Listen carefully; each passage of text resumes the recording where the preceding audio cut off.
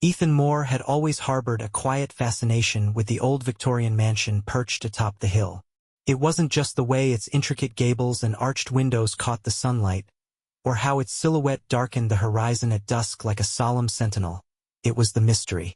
The house seemed to breathe history, every shadowy corner and ivy-covered wall whispering tales of its storied past. It loomed over the sleepy town below, its weathered gray stone exterior bearing the scars of countless storms, a stoic survivor of time's relentless march. For years, Ethan had admired it from afar. As a child, he'd bike up the hill just to gaze at it, imagining it filled with secrets waiting to be unearthed. As an adult, those fantasies turned into a dream, to own the house, to make it his own refuge from the noise of the world. It wasn't just the Gothic elegance that enchanted him. It was the promise of solitude, a chance to lose himself in its quiet, echoing halls. After months of careful budgeting and countless late nights working overtime, Ethan finally scraped together enough to make the dream a reality. The price of the house was shockingly low, almost absurdly so, given its grandeur. Yet Ethan, eager and optimistic, chalked it up to the charm of small-town real estate and a bit of good fortune. The realtor who handled the sale was a wiry man with an unsettling demeanor. His thin frame seemed to blend into the background, but his restless, darting eyes lingered on Ethan in a way that made his skin crawl.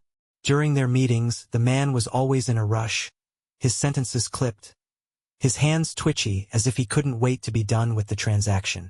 Ethan noticed the odd behavior but shrugged it off. Maybe the guy just wasn't a fan of small talk.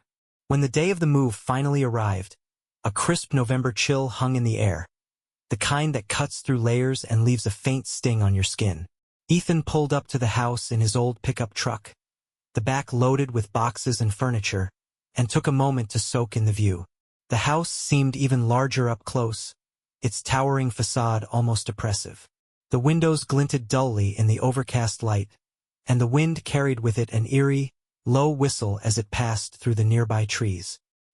He stepped inside and was immediately greeted by the scent of aged wood and faint mustiness, a smell that felt oddly comforting, like an old library. The floorboards creaked beneath his boots, their groans echoing in the vastness of the house, as if the place were stirring awake, curious about its new inhabitant. That first evening, as the sun dipped below the horizon and the house settled into shadow, Ethan unpacked the essentials, his breath visible in the chilly air. The heating system sputtered to life reluctantly, filling the silence with mechanical sighs and groans. The wind outside picked up, rattling the window panes like impatient fingers tapping to be let in. Ethan paused, taking it all in. Despite the unease that lingered at the edges of his thoughts, the kind born of stepping into the unfamiliar, he couldn't help but feel a deep sense of accomplishment. This house was his now. Whatever secrets it held, he was ready to face them. Little did he know the house had been waiting for him, too. At first, Ethan dismissed the oddities he noticed around the house as quirks of an aging building. The faint creak of floorboards, the gentle swing of doors nudged by unseen drafts. These were the kinds of things he expected from a house that had stood for over a century. Yet, as the days stretched into weeks, these peculiarities began to feel less like random occurrences and more like a pattern. A quiet but deliberate intrusion into his newfound sanctuary. Started small. A door he was certain he'd closed would stand ajar when he returned to the room. Books shifted slightly on their shelves as if they'd been thumbed through by unseen hands. On one occasion, the kitchen window, which he distinctly remembered latching, was wide open the next morning, letting in a biting chill that froze his breath into visible clouds.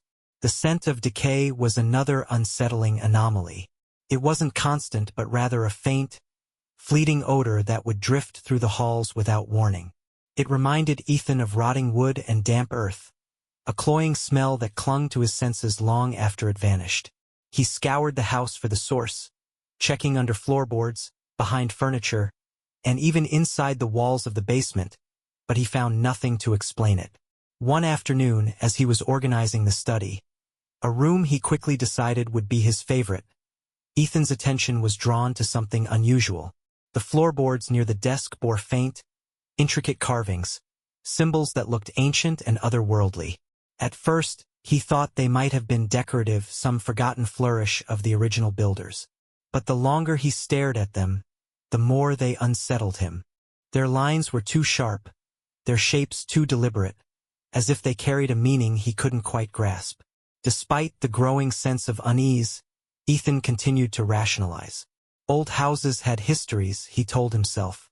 They carried the weight of their past in every corner, and sometimes that weight pressed harder than expected. The first true disturbance came one cold, moonless night. Ethan had been unpacking a box in the dimly lit living room when, without warning, the power went out. The sudden plunge into darkness startled him, and for a moment, he stood frozen, listening to the silence. Then came the sound, a low, resonant hum that seemed to vibrate through the very walls of the house. Muttering a curse, Ethan grabbed his flashlight and made his way to the basement. The steps groaned under his weight, and the chill intensified as he descended. The beam of his flashlight cut through the oppressive darkness, illuminating cobwebs and dust motes that swirled in the stale air. At the far end of the basement, something caught his eye. A small wooden door he hadn't noticed before. It was tucked into the shadows, almost as if it didn't want to be found. The door was reinforced with iron bands and secured with a rusted padlock that looked like it hadn't been touched in decades. Curiosity flickered in Ethan's mind, but a stronger instinct told him to leave it alone. He took a step closer, running his fingers over the rough surface of the wood. The door felt unnaturally cold, even through the fabric of his gloves. As he turned to leave, the sound began. A faint, rhythmic tapping, almost imperceptible, but undeniably there. It echoed faintly through the basement, coming from no discernible direction. Ethan stopped in his tracks, his pulse quickening. He swung the flashlight around, its beams slicing through the dark, but the room remained empty. He told himself it was nothing, a trick of the old pipes or the settling foundation. Shaking his head, he climbed back upstairs, determined to put it out of his mind. But the tapping didn't stop. In the nights that followed, it grew louder, more insistent, as if trying to demand his attention.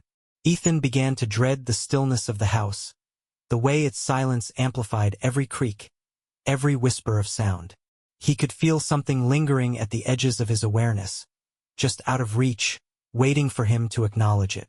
The old house, with all its peculiarities, had become a riddle, and Ethan, whether he liked it or not, had begun to unravel its mysteries. The tapping became a constant presence in Ethan's life, so persistent it began to gnaw at the edges of his sanity. By the third night, exhaustion claimed him. He lay in bed, the heavy blankets cocooning him as he drifted into an uneasy sleep. But just as his body began to relax, a new sound broke through the quiet. A whisper. "Leave, while you still can." The words were faint, almost drowned out by the wind outside, but they struck Ethan like a physical blow. He sat bolt upright, heart pounding. His eyes darted around the darkened room, searching for the source, but there was nothing, just the faint outline of furniture and the dim glow of moonlight filtering through the curtains. Ethan pressed his palms against his temples, forcing himself to breathe deeply. It had to be his imagination, he thought. The house's peculiar noises, the eerie ambience, they were playing tricks on his mind. He muttered reassurances to himself, though his voice wavered. The next morning, he decided to distract himself by unpacking the last of his belongings. As he reached for a box on his nightstand, his hand froze. There, next to his alarm clock, was something that hadn't been there the night before. A rusted key. Ethan picked it up cautiously, turning it over in his hands. It was heavy, with an ornate design that seemed almost ceremonial. Unease rippled through him, but he convinced himself it must have fallen out of one of the boxes. Perhaps it had belonged to the previous owners and gotten lost in the shuffle. But then came the second discovery. Later that day, Ethan found an antique locket lying neatly on the living room coffee table. He hadn't unpacked any jewelry. The locket's tarnished silver exterior bore intricate engravings that resembled the symbols etched into the floorboards of the study. When he opened it, the faint scent of decay wafted out, and inside was a tiny photograph of a young woman. Her face was pale, her expression hauntingly sad, as if she were pleading silently with whoever looked at her. Ethan's sense of reality began to falter. The objects, first the key, then the locket, felt deliberate, as though they were being left for him. But by whom? Or worse, by what? That night, as he lay in bed, the whispers returned. They were louder now, their hisses slithering through the air like venom. Leave. You are not safe. They are watching. Ethan bolted upright again, his chest tight with panic. This time, he didn't dismiss the sound as imagination. His hand trembled as he reached for his phone and dialed the realtor. The line rang once, twice, 3 times. Then, an automated message crackled through the speaker. This number is no longer in service. A cold dread settled over Ethan. He tried the number again, and again the same robotic voice greeted him. The man who sold him the house had vanished as surely as the secrets buried within its walls. Ethan knew then that he couldn't ignore the strangeness any longer. Whatever was happening in the house, it was far from normal. Something or someone was trying to send him a message. And deep down, he feared he was already too late to heed the warning. Ethan could no longer ignore the mysterious presence in the house. Determined to get answers, he turned his attention to the locked door in the basement. It haunted his thoughts, the rusty padlock practically begging to be opened. He told himself it was ridiculous, just an old storage room, nothing more, but the tapping sounds and the objects left on his nightstand whispered otherwise. One stormy evening, when the rain lashed against the windows and thunder growled in the distance, Ethan decided he'd had enough. Grabbing a crowbar from his toolbox, he descended into the basement. The air down there was thicker than before, heavy with the acrid scent of damp earth. Shadows loomed larger in the flickering light of his flashlight, which seemed to dim the closer he got to the door. The tapping sound began again, faint but deliberate, coming from behind the wooden barrier. With a deep breath, Ethan jammed the crowbar into the padlock and wrenched it with all his strength. The rusted metal groaned in protest before snapping apart. He hesitated, his fingers lingering on the door's rough surface. A cold draft seeped through the cracks, carrying with it a faint, whispery hum that made the hairs on his neck stand on end. Finally, he pushed the door open, revealing a spiral staircase that disappeared into the darkness below. The steps were narrow and uneven, and the walls of the tunnel were lined with crumbling bricks, their surfaces damp with moisture. As Ethan descended, he felt an oppressive weight pressing down on him, each step taking him deeper into the unknown. At the bottom of the staircase, he found another door, this one even more ornate. It was carved with intricate, swirling symbols that seemed to pulse faintly under the beam of his flashlight. He pushed it open and stepped into a cavernous room. The sight before him stole his breath. In the center of the room stood an altar, surrounded by piles of decayed bones and fragments of brittle, ancient wood. The walls were etched with glowing glyphs, their pale light casting eerie patterns across the space. On the altar lay a book, its cover a disturbing patchwork of what looked like leathery flesh. As Ethan approached, the whispers began to intensify, growing louder and more guttural. Against his better judgment, he reached for the book. The moment his fingers brushed its surface, the voices exploded into a cacophony, echoing through the chamber with inhuman fury. Ethan staggered back, clutching the book to his chest, his heart racing. Whatever he had uncovered, it was far more sinister than he could have imagined. The house was no longer just an unsettling relic of the past. It had become a living, breathing entity, its every creak and shadow charged with malicious intent. Ethan barely slept that night, his thoughts consumed by the book he had taken from the cavern. Its cover seemed to radiate warmth, and the symbols etched into its surface almost seemed to move when he stared at them for too long. By morning, he resolved to learn what he could about the book.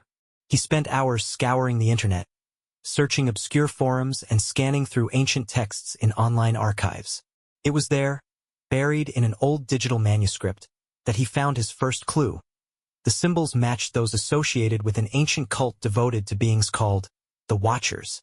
According to legend, the Watchers were malevolent entities that existed between worlds, feeding on the fear of the living. They were summoned through forbidden rituals that involved blood sacrifices and the opening of gateways between dimensions. Ethan's blood ran cold as he read further. The house, he realized, wasn't just haunted. It was a gateway, a vessel designed to bridge the gap between worlds. As the sun dipped below the horizon, the house came alive again. Shadows flickered across the walls, furniture shifted as if moved by invisible hands, and whispers filled the air. The book seemed to call to Ethan, its pull growing stronger with each passing moment. He knew he had to act, but he didn't know how to fight something so far beyond human comprehension. Ethan decided to leave the house, but the house had other plans. When he tried to open the front door, it refused to budge, no matter how hard he pulled or twisted the knob. The windows, though old and fragile-looking, proved unbreakable when he struck them with a hammer. Even his car, which had started flawlessly that morning, refused to turn over. Panic set in as the reality of his situation became clear. He was trapped. The house wasn't just a place anymore. It was a prison, one that wouldn't release him until it got what it wanted. That night, he woke to find his room filled with shadowy figures. They were indistinct, their forms flickering and shifting like smoke, but their presence was undeniable. They encircled his bed, their eyeless faces fixed on him. One of them leaned closer, its voice a guttural rasp. "Return what you've taken," it said, the words vibrating deep in his chest. Ethan was too terrified to move. Knowing he had no other choice, Ethan returned to the basement, clutching the cursed book. The staircase seemed longer this time, and the walls oozed a thick, black substance that smelled of rot. When he reached the cavern, the altar glowed ominously, and the whispers became a deafening roar. Ethan placed the book back where he had found it, but the voices didn't stop. The shadows in the room grew darker, more solid, pressing in around him. Then, the truth struck him. The ritual to summon the Watchers had already begun, and his arrival had been the final catalyst. Ethan comes to a chilling realization. He is not the first person to be ensnared by this malevolent house. Hidden within the labyrinthine halls and forgotten corners, he discovers an unsettling collection of relics.